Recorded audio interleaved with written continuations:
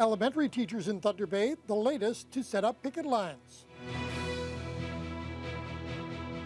City Council continues to pare down the tax levy increase.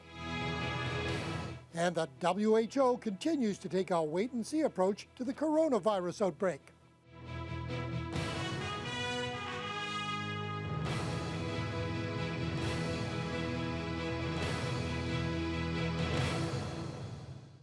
Good evening, and thank you for joining us. 26 public elementary schools sat vacant in the Thunder Bay area today as hundreds of local teachers hit the picket line. The Elementary Teachers Federation began rotating strikes province-wide on Monday as they have yet to come to terms with the Ford government on a new contract. Corey Nordstrom reports. It's not where we want to be. We'd much rather be in classrooms and in front of students. More than 500 elementary school teachers at 6 locations in Thunder Bay spent Thursday on the picket lines. It's the first time members of ETFO have taken part in a full-day strike here in the Lakehead district. Local Federation President Mike Judge explains what teachers are asking for. Big concern is that they're not at the table, but specifically, we're looking to address our full-day kindergarten model and protect that, guarantee that that's going to continue beyond this year. We're looking to establish better supports for our students with special needs. And finally, we really need to do something to address the violence in our schools. Education Minister Stephen Lecce released a statement condemning the teachers for their withdrawal of services, saying union leaders broke a promise to not adversely impact student learning. According to those union leaders, it's the government who's affecting students most with their bargaining tactics. They've been picking a fight with educators. They've been reducing and signaling a desire to reduce the funding for public education across this province. And our members are not going to sit idly by and watch that happen. Elementary school teachers say they have felt the solidarity with other unions, families, and the community in general, such as when the Lakehead University Student Union brought coffee and donuts to picketers in a show of support. I believe education is a key, and teachers are people training our next generations. And I believe that they deserve to be treated fair. Local teachers say they just want to be in the classroom, but first they need to be at the bargaining table, where they currently have no dates planned to meet with the province. We're tired of wasting time, and the public is tired of wasting time. Get this deal done. We are willing to go back to the table the moment we get the call. Corey Nordstrom, TBT News. For the first time during this municipal budget process, Thunder Bay's proposed tax levy increase has dropped slightly. More than $300,000 in savings fell into council's lap last night at the meeting from the city's Legal Services Department and the Police Service. Ryan Bonazzo explains. About $317,000 was shaved off the city's proposed $6 million tax levy increase on Wednesday evening. Thunder Bay's Legal Services Department was able to shuffle its resources, allowing for 2 deputy city solicitors to be hired instead of 1. According to department head Patty Robinette, each brings a wealth of experience in different aspects of the law. One lies in litigation, the other one lies in real estate planning and development. Those are 2 areas of law that we spend most our outside legal fees on. This will allow the city to deal with a number of legal matters in-house that, up to now, have been contracted to outside counsel. We can save $165,000 overall in the legal fees and insurance fees budget. There was also an unexpected drop of $152,000 in the police budget as a result of some additional provincial funding for court security and prisoner transportation. Tremendous efficiency. For the second year in a row, members of the Public Library Board were grilled on their proposed budget. Some councillors want to know whether the city needs as many libraries as it currently operates. When I've done some research on cities our size and larger, I see 1 central library and a couple of satellites. The lease on the County Park Library expires in 2022. Could we do without the County Fair Library? Board members insist a reduction would deprive vulnerable residents of much-needed services, and they note the library's proposed budget increase is actually much lower than that of some city departments. Council has asked, to limit increases to about 2%. We're only asking for a base 1% increase to keep up with the wages. Councillors and administration are expected to come forward with a number of possible cost-cutting measures next week. Ryan Benazzo, TVT News. While there were some savings identified in the police budget last night, overall, the city's still on track to spend more than $45 million on the police service this year. That's nearly $1.8 million more than 2019. More than $400,000 of that is to implement the first phases of the federally mandated Next Generation 911 service. By the end of the year, the service must be able to accept text messages. Video calls and other functions will be added later.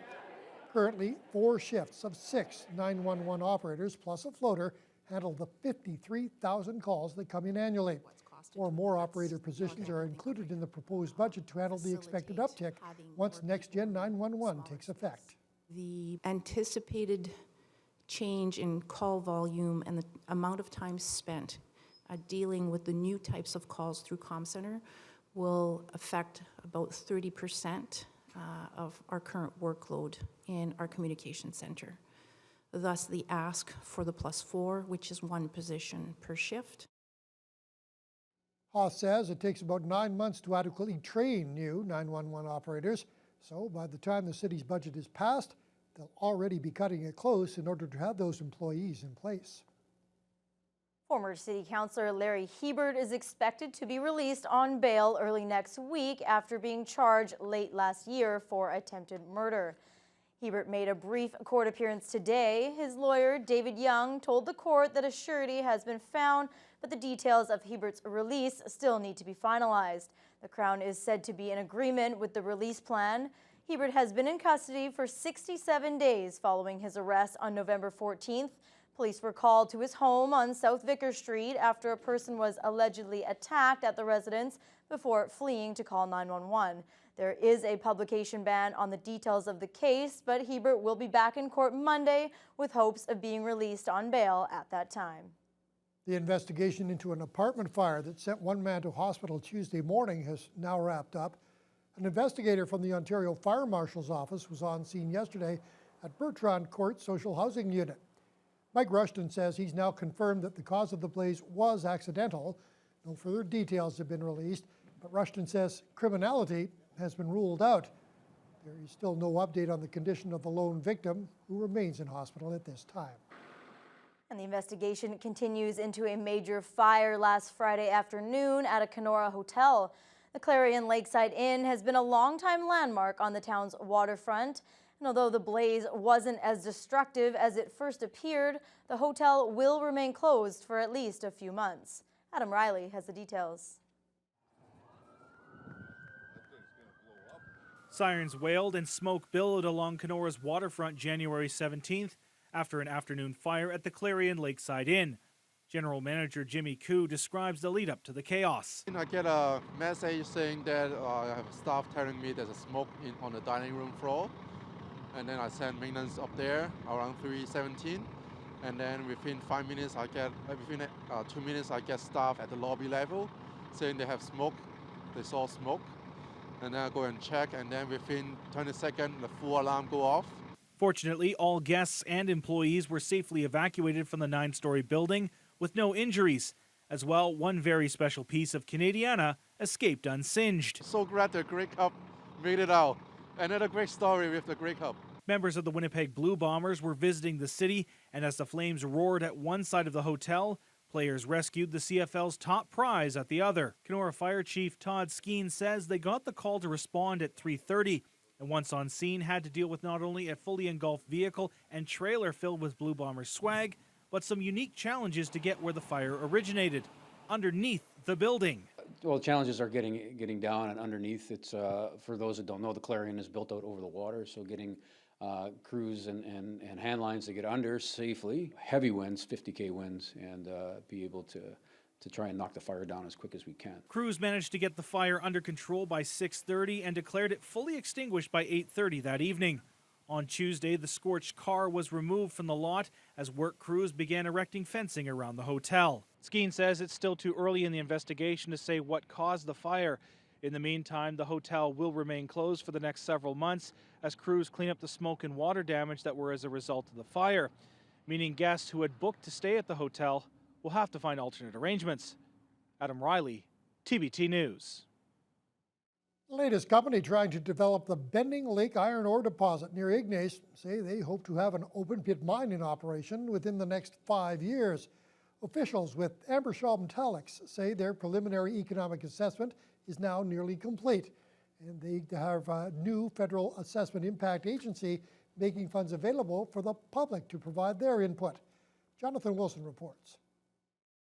We think that once the mine is constructed, it would have about 200 full-time employees. Legacy Hill Resources founder Saradi Rajan and subsidiary Ambershaw Metallics are leading the push for a mine next to Bending Lake. Over the past 50 years, several companies have tried to develop the rich iron ore deposit southwest of Ignace. The most recent was Bending Lake Iron Group, run by Henry Wedelainen, which went into receivership in 2014. We took it out of bankruptcy. This is very much a marquee project for us at Legacy Hill Resources. And I think we have now invested a fair amount of our own capital in this project from the word go. And I think we expect to spend, I guess, the next few years taking this to the next level. Rajan says they were looking for a quality deposit to supply iron ore pellets to plants in the northern U.S. Bending Lake, located right off Highway 622, contains highly valued magnetite iron ore at a grade of around 32%. The plan is for an open pit, 3 kilometers long and 1 kilometer wide, which could be mined for up to 40 years. A preliminary economic assessment will be complete in early February. From there, we intend to go to a definitive feasibility study, which normally would take a much longer period, but we expect to have that done within a 2-year period. And the reason we expect to get that done quite quickly is because we've inherited a wealth of data after 50 years of development under previous owners. And so we would expect to be at a mine construction stage somewhere within 2 to 3 years, if all things go well. But before the billion-dollar project moves ahead, it requires public feedback. The Impact Assessment Agency of Canada is offering funding to help Indigenous and non-Indigenous people participate in the federal environmental assessment. Applications are due by February 21st. Rajan says they've had a welcoming reception so far. We have started to engage with the local, with everybody who is involved, whose lives this project would touch, including especially the First Nations. There are 11 First Nations who could be affected by this, and we have started those discussions, and we will see. I think so far we've had a very positive welcome, but there's still a way to go, clearly. Jonathan Wilson, TBT News. A member of Thunder Bay City Council feels our city is a perfect candidate to host a spectacular ice and snow festival. The best-known ice festival has been held in Harbin, China for the past 70 years. At-large Councillor Peng Yu is now trying to get Thunder Bay its own ice and snow festival. Planning is already underway as representatives from Harbin visited Thunder Bay this past September to scout out possible locations. As of now, Fort William Historical Park is the desired site. Oh, this idea come a long time.